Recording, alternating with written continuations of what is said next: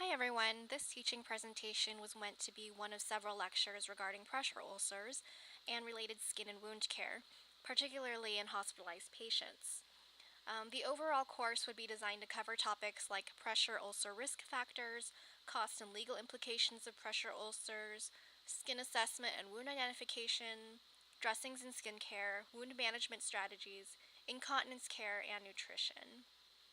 For the purposes of this teaching session, I'll be focusing on effective identification of pressure ulcers. This is an overview of what I'll be discussing today. We will cover the economic impact of pressure ulcers, our responsibility as nurses, and differentiating between various types of pressure ulcers and wounds, and then testing your knowledge on identifying them. So back to basics. A pressure ulcer is a localized injury to the skin and/or underlying tissue, usually over a bony prominence, as a result of pressure or pressure in combination with shear and/or friction. Pressure ulcers are a significant problem in the United States across all types of healthcare settings. Pressure ulcers are more prevalent in patients over the age of 65, and with the increasing age of the baby boomer generation, the number of people with pressure ulcers will increase exponentially in the next 25 years. Each year, approximately 2.5 million patients are treated in acute care facilities for pressure ulcers. In 2007, there were 257,412 Medicare beneficiaries with pressure ulcers, with an average payment of about $43,000 per case. The net cost of care for pressure ulcers a year is $11 billion. So across the board, there is general consensus that pressure ulcers are reasonably prevented through evidence-based guidelines. So not only do we have a nursing responsibility and obligation to be an advocate for our patients, but there are significant legal implications for pressure ulcers as well. Pressure ulcers became reportable in 2005. Patients have been awarded up to $312 million in a single case lawsuit judgment. So, appropriately identifying the type of pressure ulcer or wound is essential not only in treating it, but also it has legal implications that can be financially devastating for the facility or institution. And that's where appropriately documenting what you see and using your critical thinking skills comes into play. For instance, one nurse may think that a patient comes in with redness to the coccyx and is classified as a stage 1 pressure ulcer, but in reality, it's dermatitis secondary to incontinence. The development of pressure ulcers has been classified into two types, avoidable and unavoidable. Avoidable pressure ulcers occur when the patient develops a pressure ulcer, but the facility did not evaluate their clinical condition, recognize risk factors, implement interventions, recognize standards of practice, monitor and evaluate the intervention, and revise their approach as necessary. Unavoidable pressure ulcers, on the other hand, occur when the patient develops a pressure ulcer and the facility has done everything in their power to prevent it from occurring. So, back to our pressure ulcers. Stage 1 pressure ulcers are characterized by intact skin, non-blanchable redness, typically in a localized area, and usually over a bony prominence, and the color is typically different from the surrounding skin. Stage 2 pressure ulcers can be characterized as an intact, open, or ruptured serum-filled blister. There is partial thickness loss of the dermis, and it often looks like a shallow open ulcer. The wound bed is normally red to pink and without slough. Things like skin tears, tape burns, maceration, or excoriation should not be described as a stage 2. As a nurse, what type of pressure ulcer would you classify this as? This is actually a picture of the consequences of something called incontinence-associated dermatitis, or more commonly referred to as diaper rash. You can see the redness and skin inflammation from exposure to urine or feces, but you can see skin erosion, which can be falsely classified as a stage 2 pressure ulcer. Additionally, once the redness and inflammation resolves, that open skin can still be present.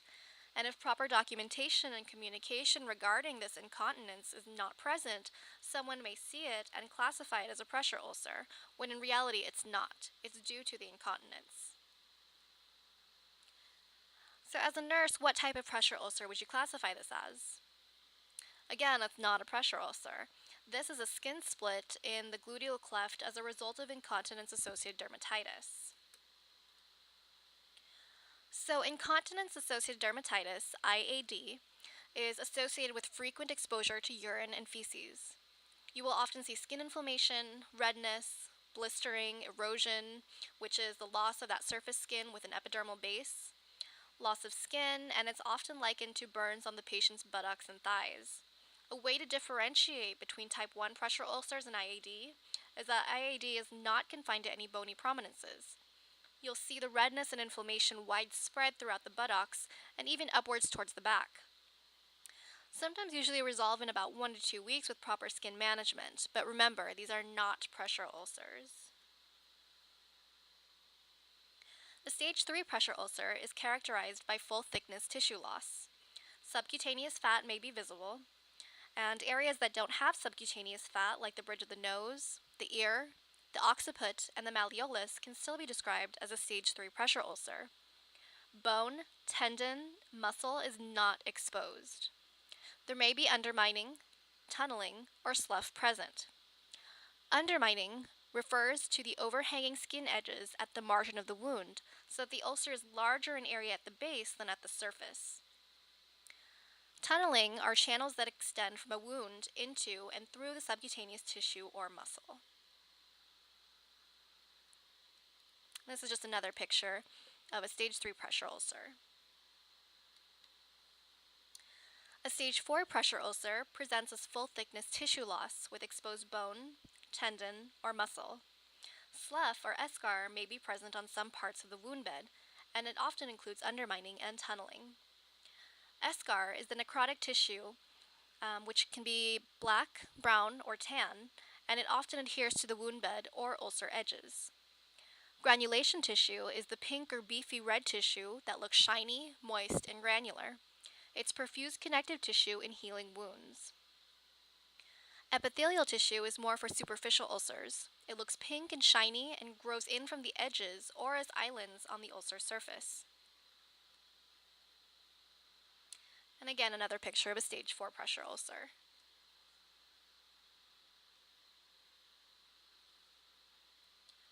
A suspected deep tissue injury looks like a purple or maroon localized area of intact skin, or it could present as a blood-filled blister. It occurs from damage to underlying soft tissue from pressure and or shear. It can be painful, firm, mushy, boggy, warmer or cooler as opposed to surrounding skin, and it can further evolve to develop a thin eschar covering. So on this next slide, what do you see? It might look like a suspected deep tissue injury, but it's actually something called a Kennedy terminal pressure ulcer. The Kennedy terminal ulcer is a pressure ulcer that develops as the patient is dying, actively dying. It looks like a pear-shaped horseshoe or butterfly that's typically on the sacrum or coccyx. It's often red, yellow, black, or purple. To differentiate it from a suspected deep tissue injury, its onset is often very sudden and associated with imminent death. You typically hear, "Oh, well, that wasn't there this morning." Once the Kennedy terminal ulcer appears, patients typically have a life expectancy of about 8 to 24 hours. What's happening is that with death, you often have multi-system organ failure. And what's the largest organ of the body? Your skin. And this is how it's manifesting itself. Kennedy terminal ulcers can progress very quickly to what looks like a stage 4 pressure ulcer. Unstageable pressure ulcers are characterized by full thickness tissue loss. The base is covered by either yellow, tan, gray, green or brown slough, or a tan, brown, or black eschar. Dry, intact eschar should not be removed. It serves as the body's natural biological cover. So, name that wound. The following slides will test your knowledge on identifying these types of pressure ulcers or wounds. What type of wound do you see? This serves as a stage 2 pressure ulcer. You can see that there's partial thickness loss of the skin, and the wound bed is shiny, pink, and red. But no slough, undermining, tunneling, bone, or muscle is exposed. That's right. The following is a stage 4 pressure ulcer. You can see clear through the bone, the muscle, tendons, everything's exposed. And next, you have a stage 2 pressure ulcer. The wound bed is pink, moist, red. It's a partial thickness tissue loss, but no slough, fat is visible. And the following is a suspected deep tissue injury. You can see that localized area that's very maroon colored. And next, this is not a pressure ulcer. This is a very good example of incontinence-associated dermatitis, or diaper rash. You can see how the redness and inflammation, excoriation is very widespread, and it's not localized to just certain areas. Thank you so much for listening.